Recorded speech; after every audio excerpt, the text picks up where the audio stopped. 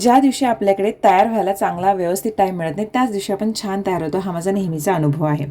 नंदीची घराची वास्तुशांती होती आणि मला तयार व्हायचं होतं. सगळं माझं आवरलं होतं आणि मला निघायला उशीर झाला होता. इथे मी मॉइश्चरायझर लावलं, सनस्क्रीन लावलं, लिप बाम लावलं आणि सगळ्यात भारी माझं जे फाउंडेशन आहे नेहमी मला मदत करते जेव्हा मी फास्ट तयार व्हायची असते. फुल कव्हरेज येतं, Serum plus foundation plus moisturiser सगळंच आहे याच्यामध्ये. NYBचं आहे.